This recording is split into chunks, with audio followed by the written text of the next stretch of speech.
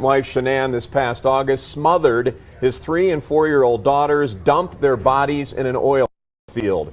Watts entered a guilty plea weeks ago. Today, heard from the people whose lives he destroyed ahead of sentencing. It was an emotionally charged and very trying day for everyone who confronted a man they once loved and called a member of their family.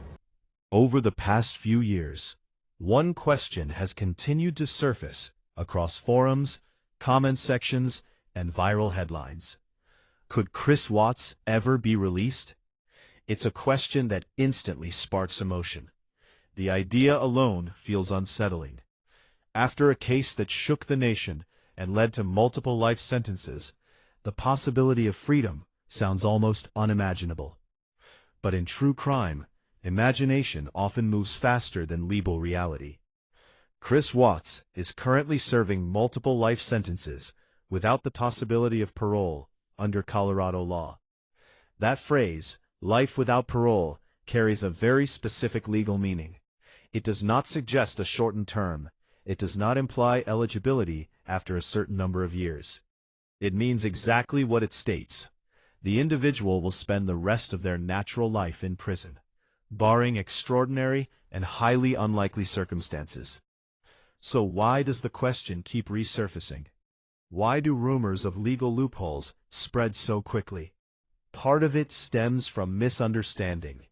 In many cases across the United States, life sentences can include parole eligibility after decades served.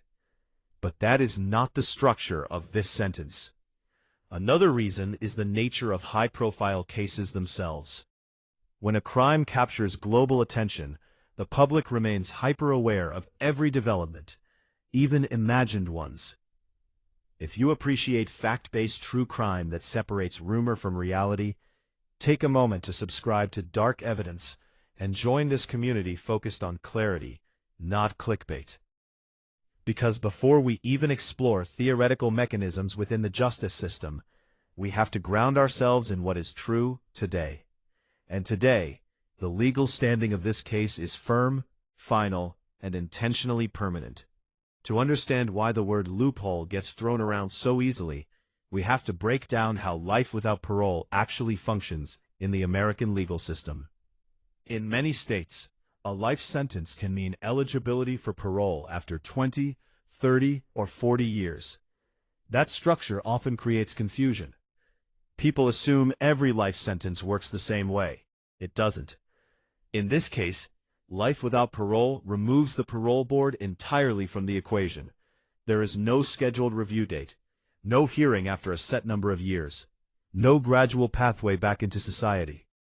However, every criminal justice system in the United States contains extremely limited mechanisms that exist outside of parole. One of those is executive clemency, the power of a governor to commute a sentence. Clemency is not a loophole. It is an extraordinary executive authority, rarely granted in cases involving severe violent crimes, and typically reserved for clear miscarriages of justice or overwhelming humanitarian circumstances. The standard is exceptionally high, and approvals are statistically rare. There is also post-conviction relief, but that requires proving a significant constitutional violation or presenting newly discovered evidence that fundamentally changes the case. It is not a second trial, simply because someone regrets their plea. It demands legal substance, not speculation. If you value clear legal breakdowns over sensational headlines, consider liking and sharing this video so more viewers can see how these systems truly work. The key distinction is this: theoretical possibility is not the same as realistic probability. Legal systems are designed with safeguards, but they are also designed for finality. And in cases like this, that finality carries deliberate weight. When people talk about loopholes, they often overlook one critical fact. Chris Watts entered a guilty plea. That single decision dramatically narrowed the legal pathways available to him. In the American justice system, a guilty plea is more than an admission.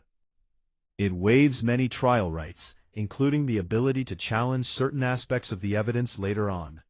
Appeals after a guilty plea are limited primarily to procedural errors, constitutional violations, or claims that the plea itself was not entered voluntarily and knowingly. For a conviction to be overturned, courts require substantial proof, newly discovered evidence that could not have been found earlier, credible claims of ineffective counsel that meet strict legal standards, or demonstrable violations of constitutional protections. These are not casual arguments. They must pass through multiple judicial layers, often facing high evidentiary thresholds, and courts are cautious about disturbing finalized cases, especially when the defendant openly admitted guilt under oath. There is also the reality of time. Appeals and post-conviction motions operate within defined deadlines. While certain extraordinary claims can be filed later, the longer a case stands without new evidence, the more legally settled it becomes. Dramatic internet speculation may suggest hidden revelations waiting to surface, but courts require verifiable facts, not theories circulating online. If you believe the justice system should balance fairness with finality, share your perspective respectfully in the comments. These discussions matter when they are grounded in understanding rather than fear. Because the fascination with unexpected release often overlooks the complexity of legal procedure. It's easier to imagine a secret door than to study the layers of safeguards designed to prevent one. And in this case, those safeguards are firmly in place. So why does the question refuse to disappear? Why, years later, do rumors about possible release still circulate across social media feeds and late-night discussions?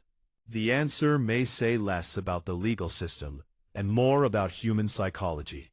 High-profile crimes create emotional shockwaves, and when a case feels deeply personal to the public, people crave certainty. Life without parole offers that certainty. It represents permanence, finality, an ending that feels immovable. But the human mind is uncomfortable with absolutes.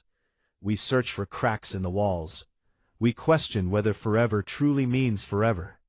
And in the age of viral headlines, a single misleading phrase, legal review, court filing, inmate transfer, can quickly evolve into new loophole discovered. The algorithm rewards dramatic framing, not nuanced explanation. A headline suggesting possible freedom will always travel faster than a careful breakdown of why that freedom is virtually non-existent. There's also a broader cultural fascination with redemption arcs and shocking reversals. We've seen documentaries revisit old convictions, expose wrongful imprisonments, and uncover hidden evidence. Those stories are powerful and important, but they also create an atmosphere where every case is viewed through the lens of potential reversal, even when the legal landscape doesn't support it. If you appreciate analysis that prioritizes evidence over speculation, consider subscribing to Dark Evidence and becoming part of a community that values clarity over sensationalism. Because in reality, the justice system is structured with multiple safeguards, not only to protect the innocent, but to preserve the integrity of final judgments. The barriers to overturning a life without parole sentence are not small cracks. They are deliberate, reinforced walls designed to withstand exactly the kind of rumor cycles we continue to see. At the end of all the speculation, all the viral posts, and all the whispered theories, the reality remains grounded in something far less dramatic than the headlines suggest. As of today, life without parole means exactly that. There is no scheduled release date, no parole eligibility waiting quietly on a distant calendar, no active legal mechanism currently pointing toward freedom.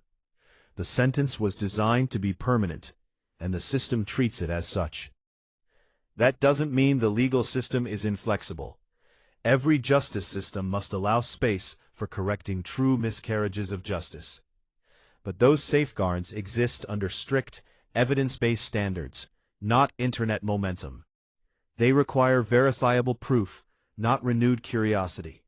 They demand legal grounds, not public fascination.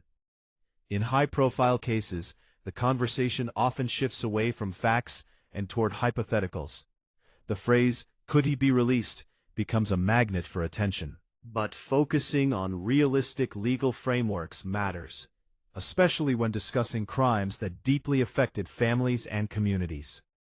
Accuracy honors the seriousness of the case. Sensationalism distorts it. If you've followed this breakdown and value fact-driven analysis, take a moment to like this video and share it with someone who may have heard the rumors but not the legal reality.